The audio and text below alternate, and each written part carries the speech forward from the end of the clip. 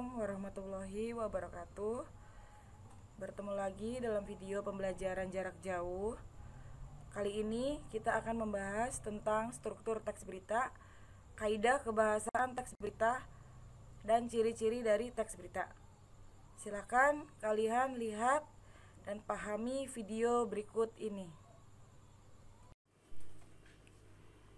Ya, jadi di sini nanti kita akan membahas tentang struktur teks berita, kaidah kebahasaan teks berita, dan ciri-ciri dari teks berita. Yang pertama itu ada struktur teks berita. Kita lihat. Struktur teks berita itu terdiri dari 3 bagian. Yang pertama, orientasi berita. Yang kedua, peristiwa, dan yang ketiga, sumber berita. Dilihat, di situ ada pengertian dari tiap-tiap bagian. Yang pertama tadi ada orientasi berita. Orientasi berita yaitu berisi pembuka dari peristiwa yang akan diberitakan di teks tersebut. Umumnya tertera penjelasan singkat mengenai berita yang sedang dibahas. Bagian yang kedua itu ada peristiwa. Peristiwa yaitu berisi tentang proses kejadian dari awal sampai akhir berdasarkan peristiwa yang terjadi dan menjelaskan berdasarkan fakta yang ada. Dan bagian yang ketiga yaitu sumber berita. Sumber berita yaitu asal sumber berita itu muncul dari mana, dan sumber berita itu tidak selamanya ditulis di bagian akhir berita. Jadi sumber berita bisa jadi atau bisa saja ditempatkan pada saat pembuka dari suatu berita atau ada di awal. Yang kedua itu adalah kaidah kebahasaan dari teks berita. Kaidah kebahasaan teks berita itu ada beberapa bagian. Yang pertama, verba transitif. Verba sendiri adalah kata kerja yang menyatakan suatu tindakan, keberadaan, pengalaman, atau pengertian.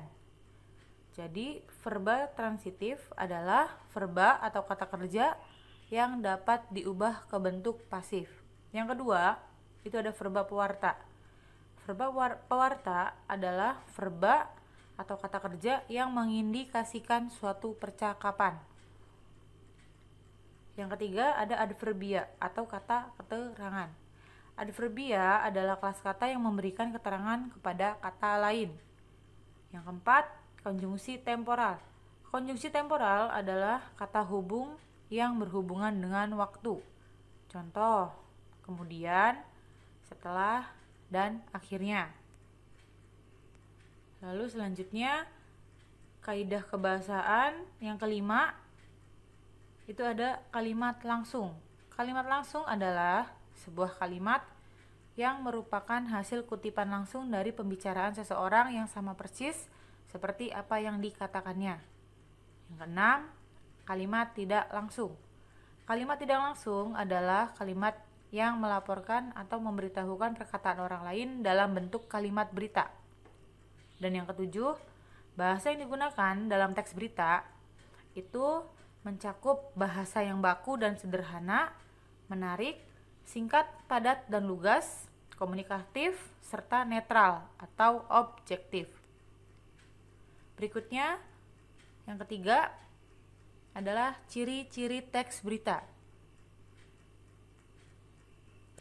Ciri-ciri teks berita di sini ada beberapa yang harus kalian tahu. Yang pertama, yang diberitakan merupakan sesuatu yang benar-benar terjadi, bukan opini atau gagasan penulis, apalagi berita hoax atau berita hoax. Itu tidak masuk ke dalam ciri-ciri dari teks berita. Yang kedua, merupakan peristiwa yang jarang terjadi, bukan sesuatu yang umum terjadi setiap hari. Itu ciri-ciri dari berita. Yang ketiga, berita itu harus aktual, yaitu peristiwa yang diberitakan masih segar atau baru terjadi, bukan peristiwa lampau.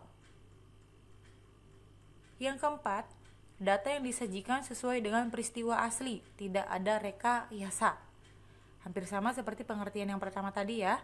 Jadi berita itu tidak boleh berita yang hoax atau hoax. Yang kelima, itu bahasa yang disajikan pada berita itu harus menarik dan dapat memikat minat pembaca. Selanjutnya, ciri-cirinya. Yang keenam, data yang diberitakan harus lengkap, khususnya data penting. 7. Waktu dan tempat peristiwa juga harus jelas. Yang ke-8, bahasanya mudah dipahami. 9. Harus bersifat objektif. Yang ke-10, alur peristiwanya berurutan. 11. Kalimat yang digunakan itu singkat, padat, dan jelas.